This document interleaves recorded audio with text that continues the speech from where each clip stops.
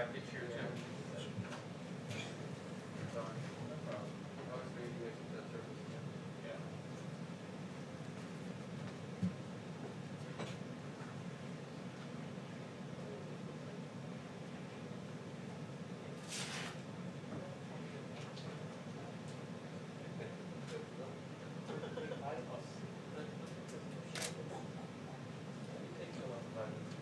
Well,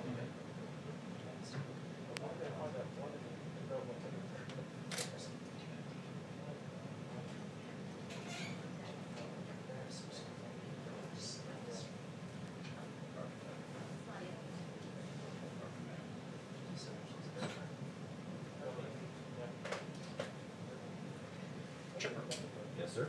Can I help you? Could you just stand? Yep. No, over there. I'm going to see how I'm going to ruin this. Coming out.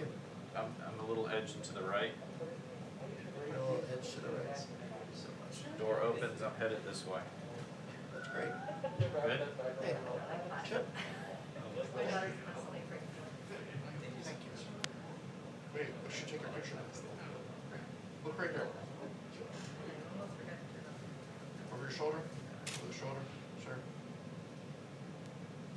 Beautiful. Beautiful. Beautiful. It's the only good picture I'm going to make all day.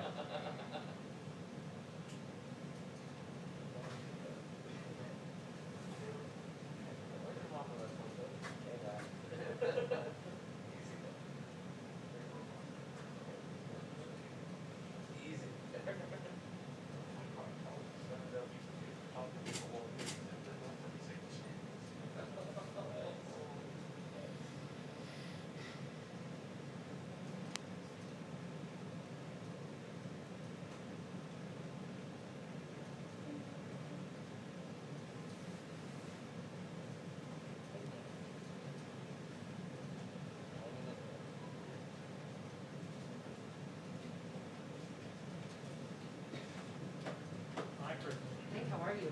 You got a mic right up there. TV pool. Oh, I sit here. Always like this. That microphone is on.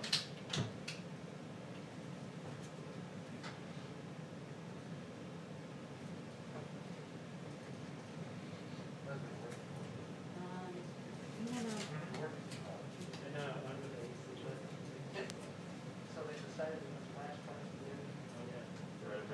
Actually, you can sit. You Yeah, can just sit. put this.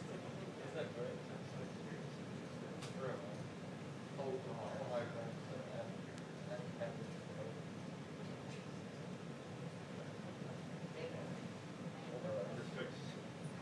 That I. Yeah, you got it. Should be good, and then we'll wait to take a seat. You want me to click on you? Yeah, you can do that. You can attach it in whatever.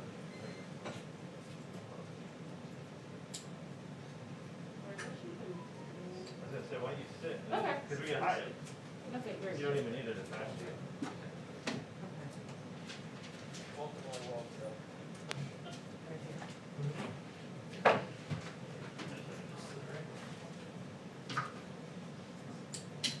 And is that ours? And that's mine.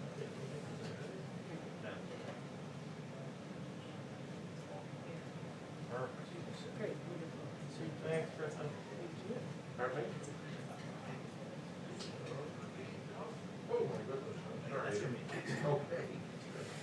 Kristen, do me a favor, just talk really quick. Testing 1, 2, 3, 4, 5, 6, 7, 8, 9, 10. Testing 1, 2, 3, 4, 5, 6, 7, 8, 9, 10. Very good. Great, thanks.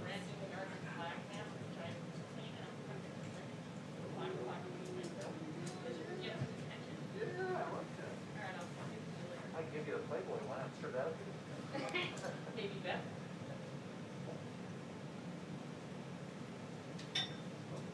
Hey, well, Hey, John. How's it going? Good, how are you? Not bad. hey, hey.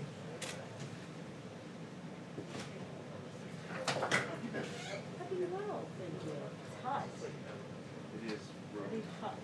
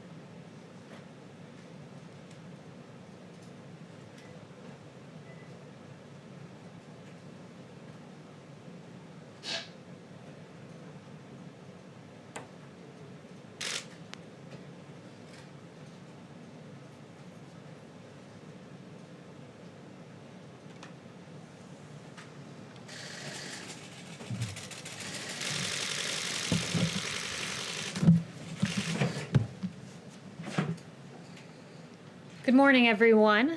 By any objective standard, the violence, chaos, and anarchy in Portland is unacceptable.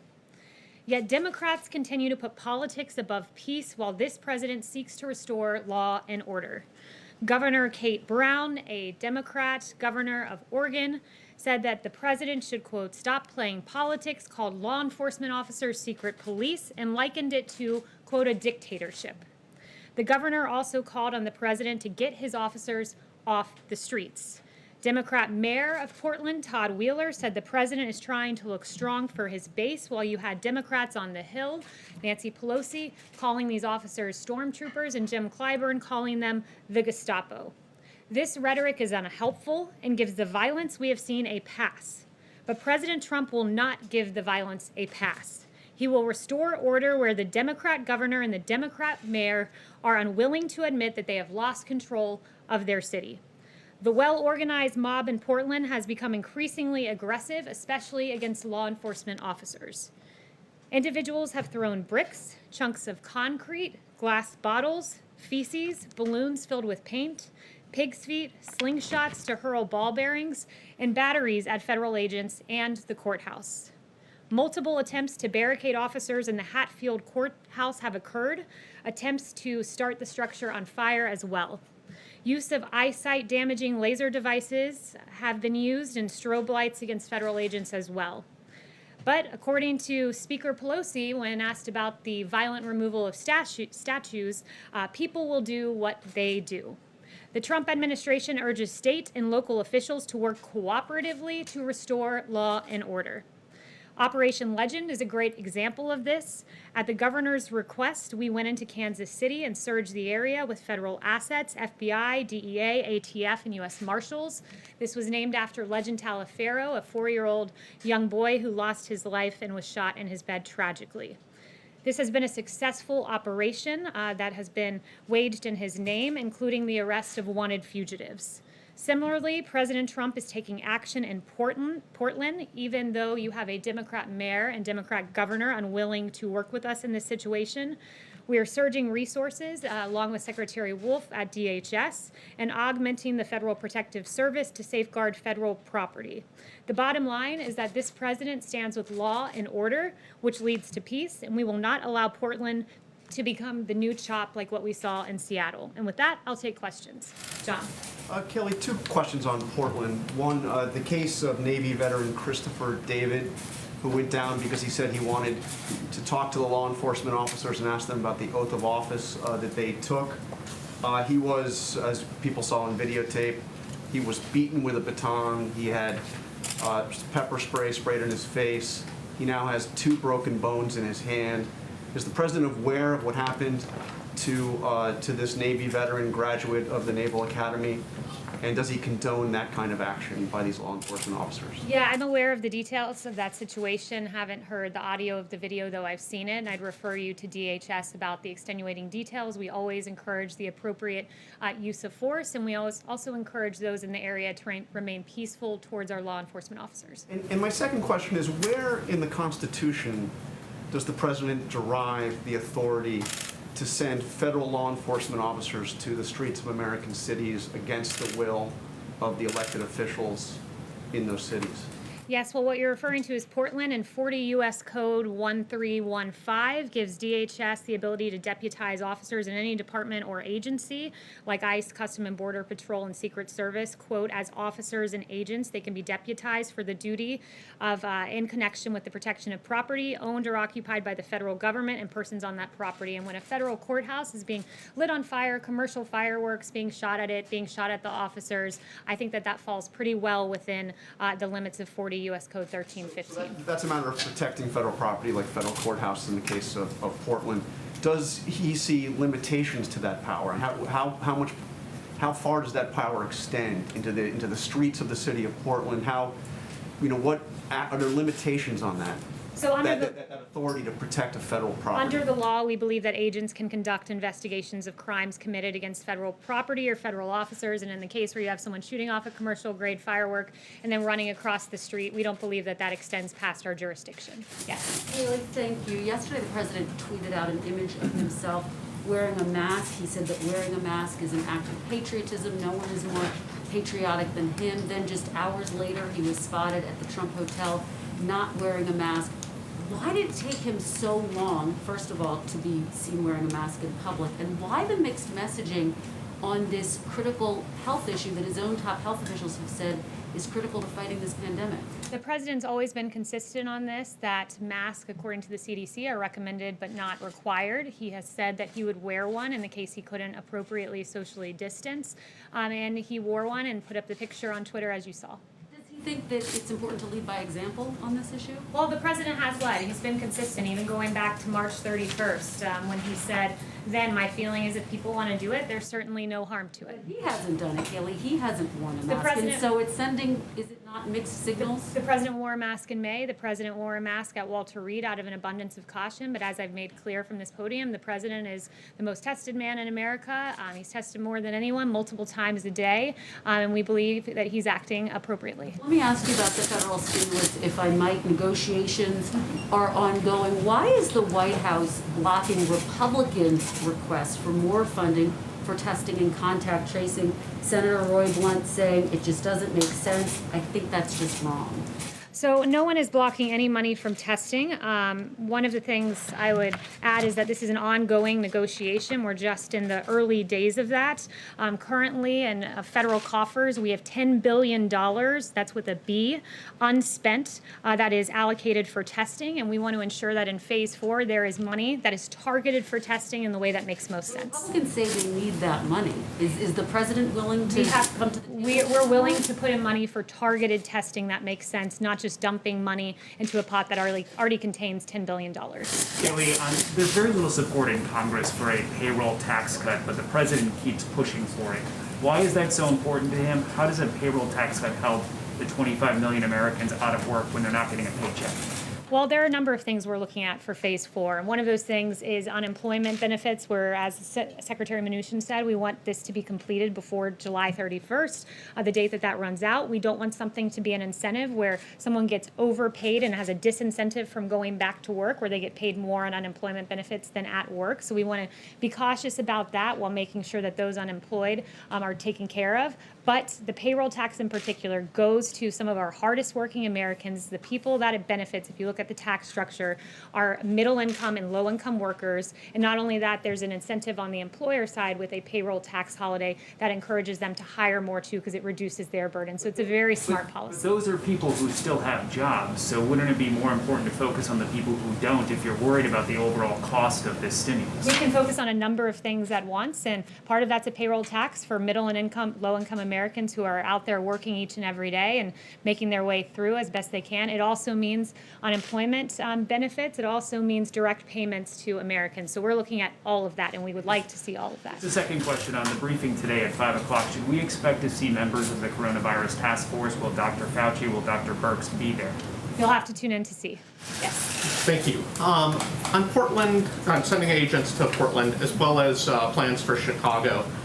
Why are these the right people to send? My understanding, these agents often work on human smuggling, drug trafficking, things like that. Do they have the right skill set, whether it's gun violence in Chicago or quelling unrest in Portland?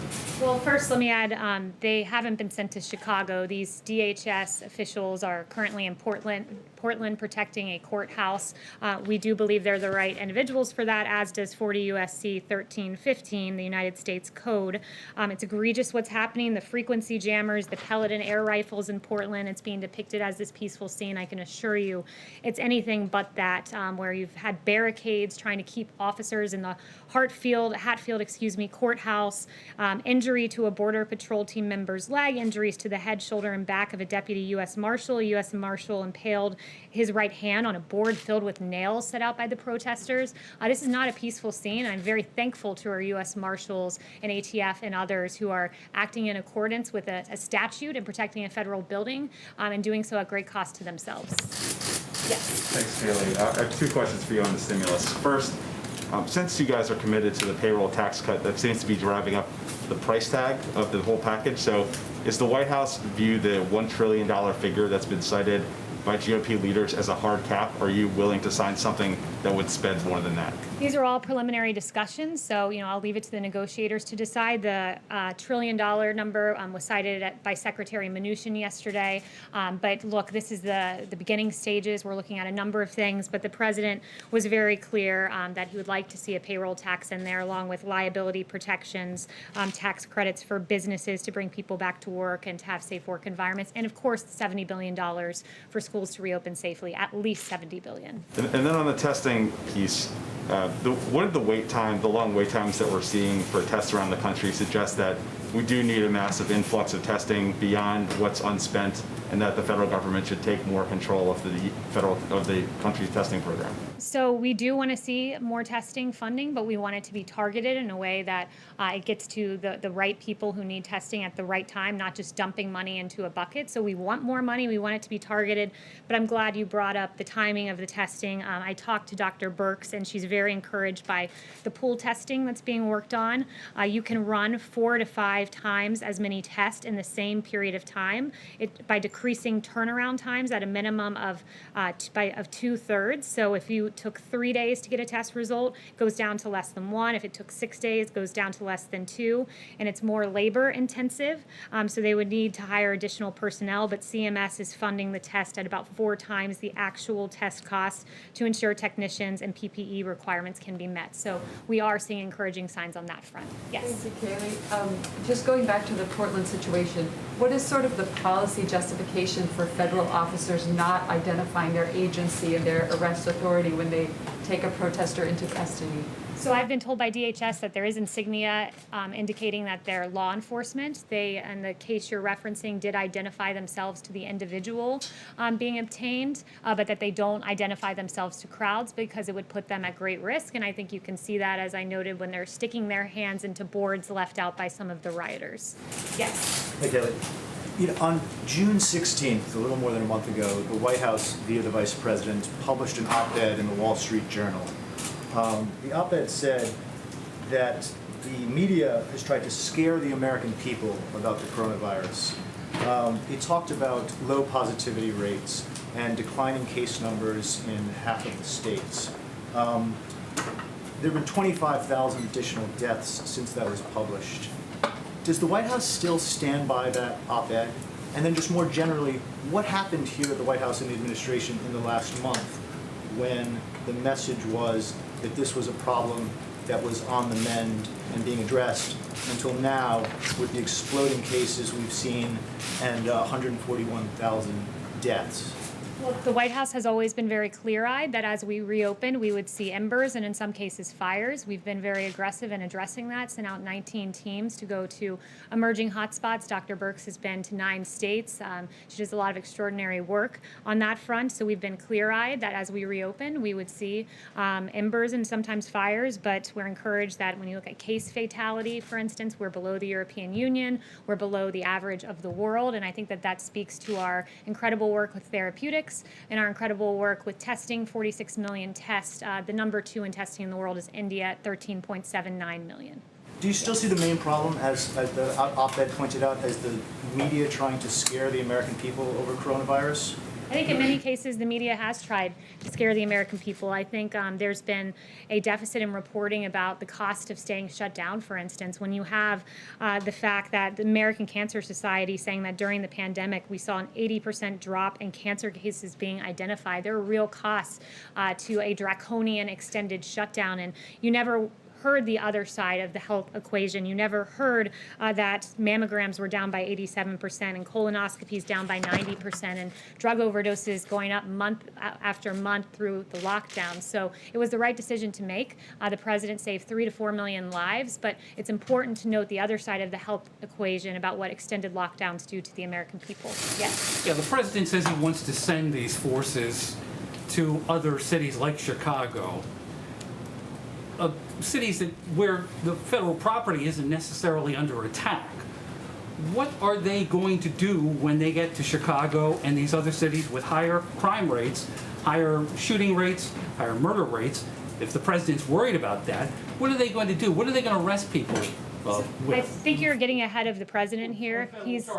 He's made no announcements as to who's going where. He's very discouraged by the violence that he's seen in Chicago. It's why he sent a very strong letter to Mayor Lightfoot offering help because she's clearly unable to control her streets, and the governor as well, unable to control that area. When you see the fact that there were 49 officers who were injured in this egregious video of them being lambasted with rioters with umbrellas shielding from view that they were throwing projectiles and 49 officers injured. Not only that, the poor citizenry of Chicago, where 12 were murdered this weekend, 70 shot alone. It's incredible what we're seeing in Chicago. He's offered his help, and we encourage the mayor to take it and to be forthright about the situation in her state, much like the governor of Missouri was in working with us on Operation Legend to protect the people of Missouri. But the leaders of these cities don't necessarily want unmarked police officers patrolling their streets the way we've seen in Portland, with the premise that they're protecting federal property there. The leaders in these cities don't want this sort of paramilitary police force. They're offered the assistance of DOJ, as was done, where you've had FBI surge in the case of Operation Legend. So when you have each weekend more than a dozen people getting shot in your city, perhaps it's time, more than a dozen killed, I should say, and children, perhaps it's time to say, I need the help of the federal government because what I'm doing is simply not working when more people are dying on the streets of Chicago than Afghanistan and Iraq. It's a tragedy. What if they don't say that? Yes, Stephen. Thank you. Well, I have a question about New York on a similar topic. Yesterday, President Trump mentioned the spike in violent crime in New York and said, quote, if the governor is not going to do something about it, we'll do something about it. And I'm curious if you could explain why he's saying that the governor should do something about it rather than the mayor, and if you could also elaborate on what President Trump would be willing to do. Well, he thinks the mayor and the governor should work together to take control of the streets of New York City, where in some places we've seen 600% surge in violence over last year. So he thinks they should work together. It's ultimately the power of the mayor to enforce and the governor to enforce the police power of their states. That power rests with them, but they can partner with the federal government in the event they're unable to control the violence in their cities. And that's certainly what we've seen from Mayor de Blasio, who seems to have not a hard time criticizing police officers, but an awfully hard time controlling the streets of New York City. Yes. Hi, Kayleigh. Thanks so much. I have two questions on NowThis and Cooler for today, one for myself and one for a colleague who cannot be here because of social distancing.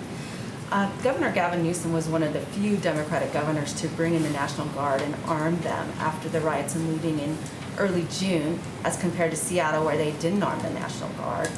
The Guard was posted at Los Angeles City Hall as a show of force, and within days the violence had quelled. Why not just invoke the Insurrection Act and have a big show of force rather than these more secretive operations? So I'll leave that to the president. We don't have secretive operations going on. It's very clear what's going on in Portland. It's very clear what's happening in Kansas City. But with regard to the Insurrection Act, look, we believe that it should be governors and mayors doing what they have the constitutional power to do. The police power rests with them.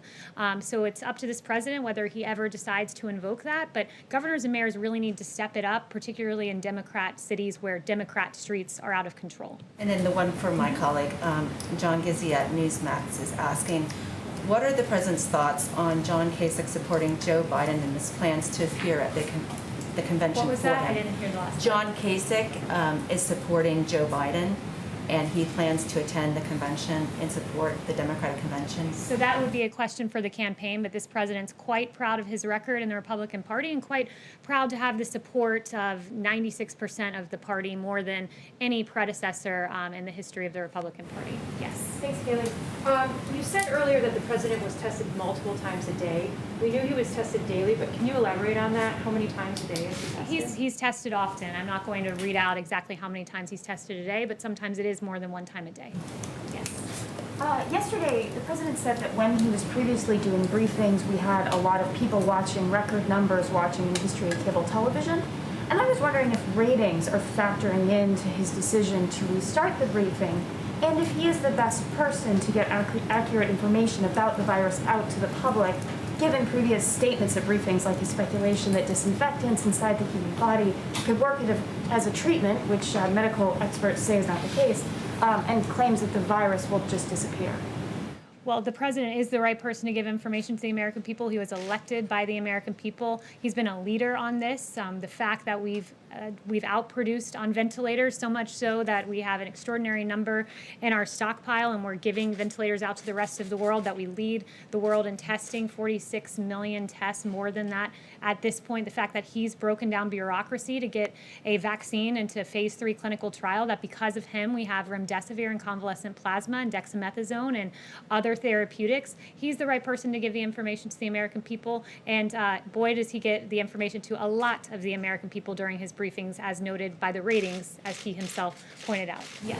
The U.S. Trade Representative is planning additional tariffs against Europe in the old dispute about aerospace subsidies. Is the president committed to impose additional sanctions, considering that Europe would answer with additional sanctions, tariffs as well? So since that's pre-decisional, I won't get ahead on any administration announcements on that front. Yes.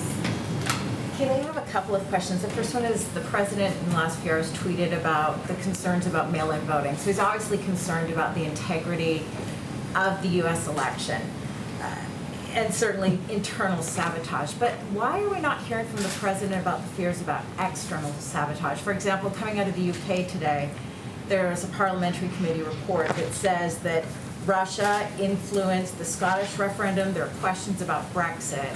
But we've really not heard the president put the Kremlin on notice with respect to the U.S. election. Will we hear from him today on that? The president's put the world on notice that our election systems must be secure. This is under this president in 2018. He articulated the first full cyber strategy for the United States since 2003. In 2019, he extended the National Emergency Declaration on Foreign Election Interference. He routinely engages with Congress on election security, participating in at least 26 elections security-specific hearings. He signed legislation, $71 million, and so on and so forth. And that's quite a contrast to the Obama-Biden administration, who, when told of meddling in 2016, did nothing. And in fact, Susan Rice told the White House cyber team to stand down and, quote, knock it off when they floated options to combat Russian cyber attacks. And even Obama's cyber chief, Michael Daniel, has confirmed the stand down order. It's been in office now more than 3 years. I'm asking what's been done now. And given these fresh concerns, what are we going to hear from the president on that? So what's been done now? I just listed off 3 or 4 things for you, and I'm happy to go through more. We can talk about the $71 million in legislation on election security. We can talk about the $15 million for election reform activities. We can talk about legislation making more than $805 million available to states.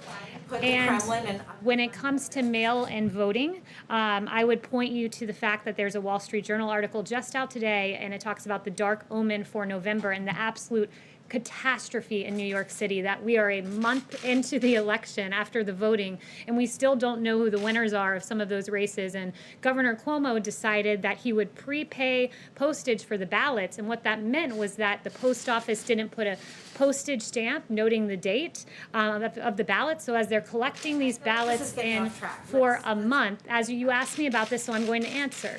So for a month, they've been collecting ballots with no postmarked date, and in fact what they found is 19% of ballots have been rejected in Queens, 28% rejected in Brooklyn. There are questions about mass mail-out voting, and I know you don't want to hear them, which is why you talk over me, but I encourage you to read the op-ed. Yes. On the China vaccine research, this is yes. very You've gotten 2 questions, which is more than some of your colleagues. colleagues. Yes. Thank you, Kayleigh. Okay, you don't want to engage. In St. Louis, the McCloskeys have been charged with felonies for waving guns at protesters. The Missouri Attorney General is vowing to dismiss these charges. Where does the president stand on this? Yeah, the president, I asked him about that this morning, and he said it is absolutely absurd what is happening to the McCloskeys. He noted that this is an extreme abuse of power by the prosecutor, and noteworthy that the prosecutor, there have been many cases brought to her attention of violent rioters that she's failed to charge, but instead she's charging the individuals who are defending themselves from violent protesters. You have 300 to 500 protesters who stormed the gates, tore down the gates, and trespassed on their property, and you have Patricia McCloskey, who said that they were telling her they were going to kill them, these protesters. At the moment they were waving their guns to protect themselves. They were going to come in here, she said. They were going to burn down the house. They were going to be living in our house after I was dead. And they were pointing to different rooms of the house saying, that's going to be my bedroom, that's going to be my living room, and I'm going to be taking a shower in that room. So they were completely within their right, and it's an egregious abuse of power on the part of the McCloskeys. Turning to a different note, I just wanted to highlight some great work being done by senior advisor Ivanka Trump. There are nearly 40 million boxes that have been put together by the Farmers to Family Food Box Program, a great partnership to help families in need in this country. And yesterday you had Ivanka Trump visiting the DC Dream Center and personally distributing a number of food boxes. The distribution resulted in 1,000 boxes delivered to the DC community. And we thank Ivanka for the great work that she has done there. And finally, I just wanted to note something on COVID. Dr. Birx is an extraordinary doctor who's served this country, dedicated her time to serving our country as an Army colonel. She served as an ambassador to PEPFAR, where she spent her life fighting AIDS and HIV abroad. And it is appalling, the attack that I saw on her in the New York Times based on no facts. And Dr. Birx, for weeks, has been sending out this data to governors, 400 pages of data to our governors so that they have the best information to make the best decisions for their people in their respective states. I've not seen anyone poring over data the way Dr. Birx has, and the attack on her was frankly appalling and egregious, and the New York Times should be very ashamed of themselves. Kayleigh, what is the president signing at 12:15 today?